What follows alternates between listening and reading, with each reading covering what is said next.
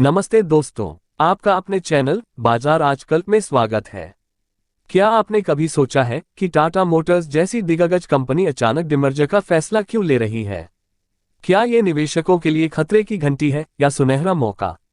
आज हम बात करेंगे टाटा मोटर्स के उस बड़े फैसले की जिसने पूरे ऑटोमोबाइल सेक्टर में हलचल मचा दी है। डिमर्जर यानी कंपनी को दो हिस्सों में बांटना।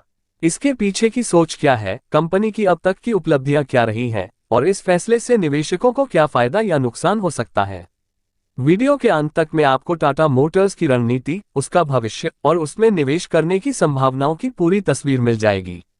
तो अंत तक बने रहिए हमारे साथ बाजार आजकल पर, जहां शेयर बाजार की हर बड़ी खबर मिलती है सबसे पहले, सबसे साफ। पहला, टाटा मोटर्स एक विशाल साम्राज्य। टाटा मोटर्स भारत की सबसे बड़ी ऑटोमोबाइल कंपनियों में से एक है। इसकी शुरुआत 1945 में हुई थी और तब से इसने न केवल भारत में बल्कि दुनिया भर में अपनी मजबूत उपस्थिति बनाई है।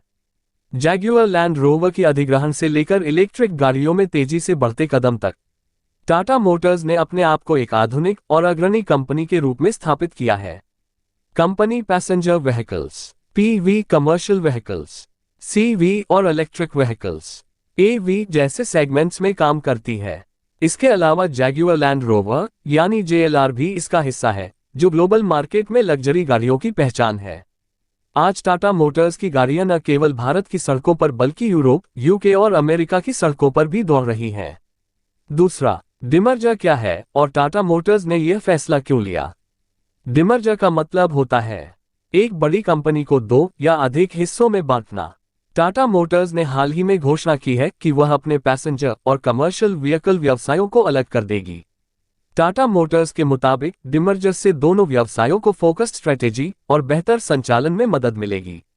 पैसेंजर व्हीकल्स का मार्केट पूरी तरह से उपभोक्ता व्यवहार, डिजाइन और ब्रांड वैल्यू पर निर्भर होता है, वहीं कमर्शियल व्हीकल्स एक B2B मॉडल है जिसमें लागत, लॉजिस्टिक्स और डीलर नेटवर्क ज्यादा महत्वपूर्ण होता है। इसके अलावा इलेक्ट्रिक वाहनों का भी स्वतंत्र रूप से विकास करना अब कंपनी के लिए जरूरी हो गया है, क्योंकि एवी सेगमेंट में बहुत तेज प्रतिस्पर्धा है। डिमर्जर के बाद टाटा मोटर्स की दो प्रमुख इकाइयां होंगी। पहला, Tata Motors commercial vehicles (CV) और दूसरा, Tata passenger electric mobility plus Jaguar land rover (JLR). ये निर्णय FY25 में लागू किया जाएगा और इससे कंपनी की पारदर्शिता बढ़ेगी, निवेशकों को विशिष्ट बिजनेस पर दांव लगाने का अवसर मिलेगा। तीसरा, निवेशकों के लिए क्या बदल जाएगा? डिमर्जर के बाद निवेशकों के पास अलग अलग कंपनियों के शेयर होंगे जिनका प्रदर्शन उनके व्यवसाय से जुड़े फैक्टर्स पर निर्भर करेगा। कमर्शियल व्हीकल्स का प्रदर्शन भारत की इंफ्रास्ट्रक्चर ग्रोथ, ट्रकिंग इंडस्ट्री और ऑटो सेक्टर की साइक्लिक डिमांड पर निर्भर करेगा। वहीं पैसेंजर व्हीकल्स और जेएलआर का प्रदर्शन ब्रांड, टेक्नोलॉजी और ईवी अडॉप्शन पर निर्भर करेगा। जेएलआर का लग्जरी ब्रांड होने के कारण उसका अलग वैल्यूएशन होगा और यह वैल्यू टाटा मोटर्स के अन्य बिजनेस से अलग होगी। निवेशक अब ज्यादा स्पष्टता के साथ ये तय कर पाएंगे कि उन्हें किस व्यवसाय में निवेश करना है, कमर्शियल या कंज्यूमर। टाटा मोटर्स के शेयर होल्डर्स को डिमर्जर के बदले में नए शेयर मिलेंगे जो दो कंपनियों के रूप में लिस्ट होंगे। इससे मार्केट कैप और वैल्यूएशन में भी पारदर्शिता आएगी। चौथा, टाटा मोटर्स की ताजा उपलब्धियां। टाटा मोटर्स ने FY24 और FY25 की शुरुआत में कई उल्लेखनीय उपलब्धियां हासिल की हैं। टाटा पंच एवी और नेक्सॉन एवी को भारत के सबसे लोकप्रिय इलेक्ट्रिक वाहनों में गिना जा रहा है। जेएलआर ने FY24 में 4 लाख से ज्यादा यूनिट्स बेची और इसका EBITDA मार्जिन 14.5% तक पहुंचा। कमर्शियल व्हीकल्स में टाटा मोटर्स की हिस्सेदारी भारत में लगभग 44% है, जो इसे बाजार में अग्रणी बनाती है। डिफेंस व्हीकल कॉन्ट्रैक्ट्स में भी टाटा मोटर्स को बड़ी कामयाबी मिली है, जिसमें सेना के लिए विशेष वाहन शामिल हैं। FY25 में टाटा मोटर्स ने 1.5 लाख करोड़ से अधिक रेवेन्यू दर्ज किया है।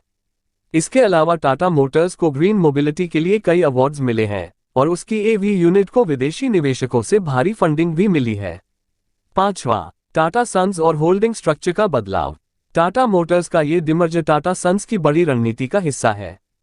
टाटा सन्स अपनी सभी कंपनियों को स्वतंत्र रूप में चलाना चाहती है ताकि प्रत्येक बिजनेस यूनिट की वैल्यू सही तरीके से परिलक्षित हो सके। जेएलआर और एवी बिजनेस की संभावनाएं बहुत अधिक हैं और उन्हें एक अलग स्टॉक के रूप में पेश करने से ग्लोबल निवेशकों को आकर्षित किया जा सकता है। टाटा सन्स ने टीसीएस से मिले डिविडेंड के माध्यम से टाटा मोटर्स में निवेश करने का निर्णय लिया है, जिससे ये साफ होता है कि टाटा ग्रुप आने वाले समय में ऑटो सेक्टर पर बड़ा दांव लगा रहा है। होल्डिंग स्ट्रक्चर में ये बदलाव टाटा टेक्नोलॉजीज की आईपीओ सफलता के बाद और भी महत्वपूर्ण हो गया है। छठा, टाटा मोटर्स विभाजन दिनांक 2025। ऑटो प्रमुख टाटा मोटर्स ने इस महीने की शुरुआत में अपने प्रस्तावित व्यवसाय विभाजन के लिए शेयरधारकों की बैठक की तारीख की घोषणा की है। कंपनी ने कहा है कि विभाजन योजना पर विचार करने और उसे मंजूरी देने के उद्देश्य से उसके शेयरधारकों की एक बैठक मंगलवार 6 मई 2025 को दोपहर 3 बजे आयोजित की जाएगी। कंपनी ने कहा है कि पात्र शेयरधारक 6 मई को टाटा मोटर्स विभाजन बैठक में भाग ले सकेंगे। सातवां, Tata Motors stock split 2025। Company की डीमर्जर योजना के अनुसार कंपनी के पात्र शेयरधारकों के पास दोनों सूचीबद्ध संस्थाओं यात्री और वाणिज्यिक वाहनों में समान शेयरधारिता होगी। टीएमएल के शेयरधारकों को टीएमएल में रखे गए ₹2 के प्रत्येक एक शेयर के बदले ₹2 अंकित मूल्य वाले टीएमएलसीवी का एक शेयर मिलेगा। आठवां, संभावनाएं और रिस्क। डिमर्जर के बाद निवेशकों के लिए संभावनाएं भी हैं और जोखिम भी। संभावनाएं, अलग अलग बिजनेस यूनिट्स की स्पष्ट वैल्यूएशन, एवी और जेएलआर जैसे हाई ग्रोथ सेगमेंट्स में सीधा निवेश, टाटा मोटर्स की बढ़ती बाजार हिस्सेदारी। जोखिम, पैसेंजर और कमर्शियल यूनिट के बीच कैश फ्लो की स्वतंत्रता कम हो जाएगी। जेएलआर का यूरोपीय और ब्रिटिश बाजारों पर निर्भरता। एवी मार्केट में तीव्र प्रतिस्पर्धा, ओला, बीवाईडी, hyundai। हालांकि टाटा ग्रुप की साख, मैनेजमेंट की समझदारी और ब्रांड वैल्यू इसे अन्य ऑटो कंपनियों से अलग बनाती है। नौवां, विशेषज्ञों की राय और निवेश सलाह। बड़े ब्रोकरेज हाउसेस जैसे आईसीआईसीआई सिक्योरिटीज, मोतीलाल ओसवाल और जेफरीज ने टाटा मोटर्स पर सकारात्मक रुख अपनाया है। इनका मानना है कि डिमर्जर से कंपनियों की वैल्यू अनलॉक होगी और एवी व जेएलआर यूनिट्स में तेजी से विकास संभव है। कुछ एनालिस्ट्स का यह भी कहना है कि डिमर्जर से पहले स्टॉक में वोलाटिलिटी देखी जा सकती है, लेकिन लॉन्ग टर्म में यह निवेशकों के लिए लाभदायक सिद्ध होगा। निवेशकों को सलाह है कि टाटा मोटर्स को लॉन्ग टर्म दृष्टिकोण से देखें, खासकर एवी और जेएलआर में ग्रोथ के कारण। टाटा मोटर्स का डिमर्जर केवल कॉर्पोरेट स्ट्रक्चर में बदलाव नहीं है, ये कंपनी के भविष्य की दिशा तय करने वाला कदम है। अगर आप एक समझदार निवेशक हैं तो इस बदलाव को केवल खबर के रूप में मत देखिए, इसे एक अवसर के रूप में देखिए। आपको क्या लगता है, टाटा मोटर्स का यह फैसला सही है या नहीं? क्या आप इसमें निवेश करने की सोच रहे हैं? नीचे कमेंट में अपनी राय जरूर बताएं। लेकिन दोस्तों, आपको सलाह दी जाती है कि निवेश करने से पहले अपने वित्तीय सलाहकार से परामर्श अवश्य करें, क्योंकि शेयर बाजार जोखिमों के अधीन होता है।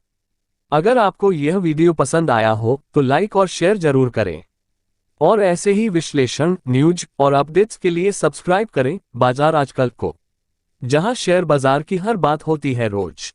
हम पुनः मिलेंगे एक नए दमदार स्टॉक के साथ। तब तक के लिए नमस्कार, जय हिंद।